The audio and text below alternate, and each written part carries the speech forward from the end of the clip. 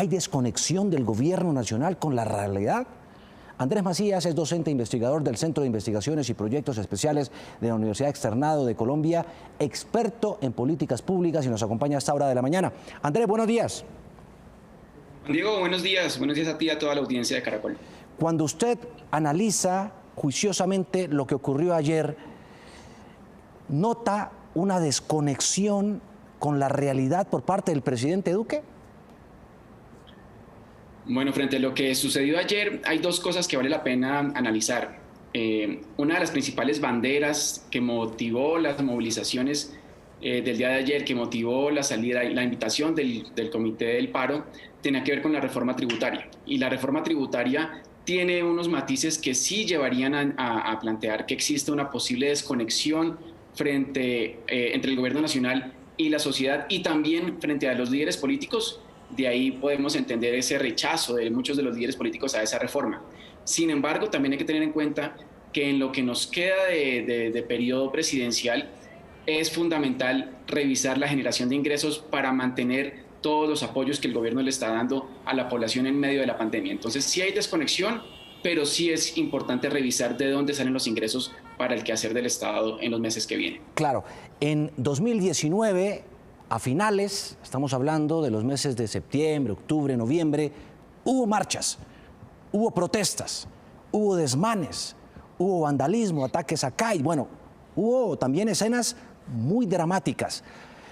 Viene la pandemia y se produce una especie de pausa en el malestar social.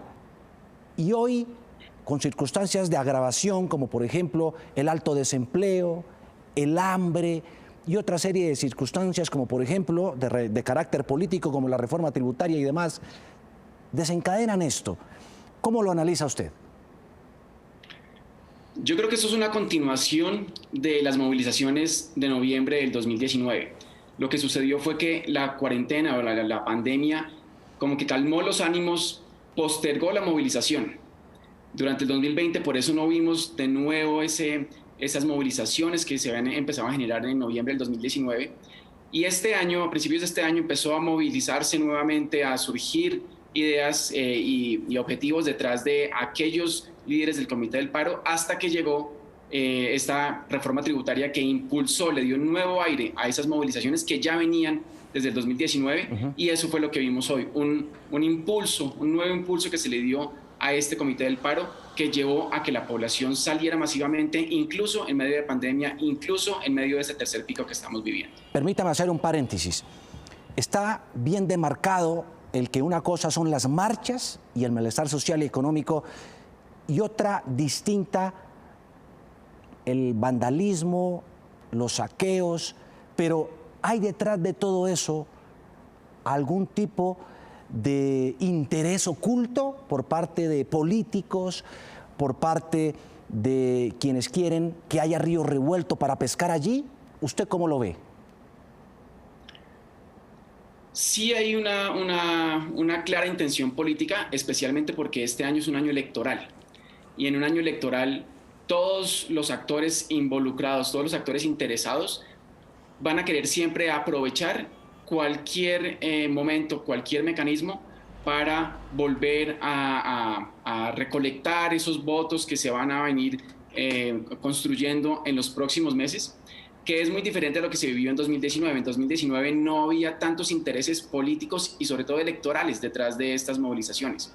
Este año, desafortunadamente, se mezclan los dos, los intereses legítimos de aquellos que venían movilizándose desde el 2019, cuyos temas, cuyas temáticas, cuyas preocupaciones siguen vigentes, no se han acabado. Sí. Sin embargo, este año se le pueden incorporar otros elementos y otros intereses. Yo no creo que sean tan ocultos, yo creo que es realmente evidente los intereses políticos que hay detrás de estas movilizaciones, tratando de poner de manifiesto ese rechazo que argumentan existe frente al gobierno nacional, frente a las medidas del gobierno nacional, que se evidencian puntualmente en la reforma tributaria y en el manejo que se le ha dado a la pandemia. Los orígenes de esta rabia, los orígenes de esta rabia social desde el 2019, asesinatos a líderes sociales, reformas laborales, pensional, incumplimientos en lo pactado en materia de educación para garantizar el buen desempeño de los estudiantes y jóvenes en el país. Y miren ahora las que podríamos decir que se han incorporado en ese descontento: la crisis económica, el desempleo de más del 20%, quiebras de empresas, y viene ataques a comercios, a bancos, a estatuas, a medios de comunicación. ¿Por qué se ha llegado hasta ese punto, Andrés? El descontento es enorme, pero no todos los hechos de vandalismo son iguales. Yo creo que sobre eso podríamos hacer esa salvedad. Yo creo que puntualmente en el tema de las estatuas que vimos en Cali y en Neiva, hay unos intereses detrás, unos objetivos detrás que no son nuevos. Ya habíamos pasado por esas mismas situaciones en momentos anteriores. Lo que evidencia es que esa situación específicamente frente a las estatuas no se ha solucionado. No se le ha dado algún tipo de alternativa para evitar ese hecho de vandalismo puntual. Pero aparte de eso, yo creo que podríamos hablar de dos tipos de vandalismo. Hay un tipo de vandalismo que puede ser espontáneo y un tipo de vandalismo que puede ser organizado y estructurado. Ese vandalismo espontáneo puede estar relacionado con personas que salen a protestar pacíficamente, que salen a protestar en medio de las movilizaciones y que su presión, su rabia, su descontento lleva a que generen algunos hechos de vandalismo, pero que no son de una magnitud grave, importante. Podría ser, por ejemplo, hacer grafitis o hacer algún tipo de manifestaciones un poco violentas.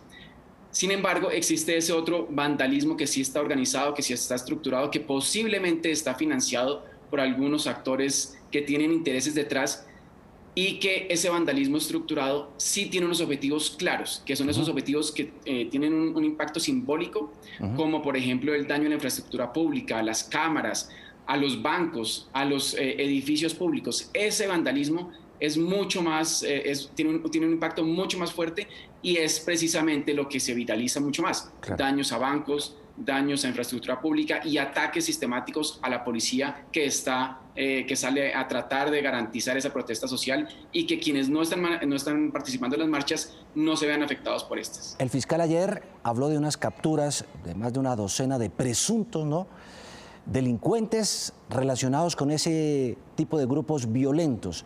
¿Es a eso a lo que usted se refiere?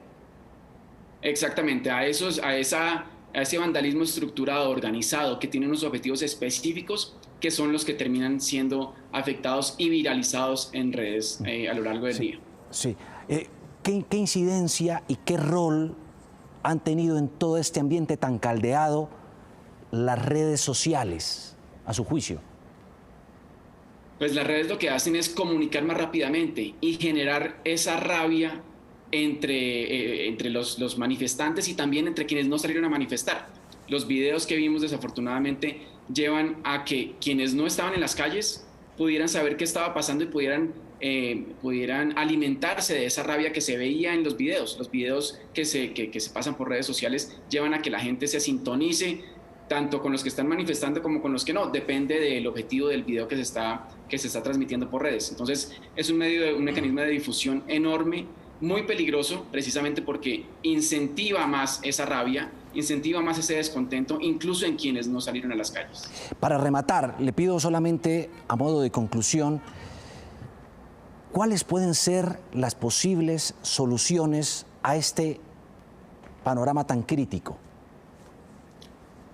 Pues bueno, después de escuchar a los representantes del Comité del Paro, que convocaron nuevamente a movilizaciones hoy y nuevamente en mayo, siendo su principal bandera precisamente la reforma tributaria, yo creo que la ruta más adecuada a seguir sería que por parte del gobierno nacional, se convoque. Yo creo que retirar la reforma en este momento no sería lo más adecuado. Yo sí creería que se debería convocar por parte del gobierno a esos líderes políticos que están encargados de darle trámite a esa reforma, y también a los líderes del Comité del Paro, para que entre todos se explique adecuadamente las razones detrás de la reforma, y que quienes están en contra de la reforma puedan explicarle al gobierno por qué algunas de esas medidas no las consideran viables, y entre ellos se logre un consenso para que se pueda tramitar alguna medida que sí le permita asegurar al gobierno nacional unos ingresos, pero sin afectar a la población, que es precisamente la principal justificación del Comité del Paro y de los líderes políticos para rechazar la reforma tributaria tal como se presentó el día de ayer.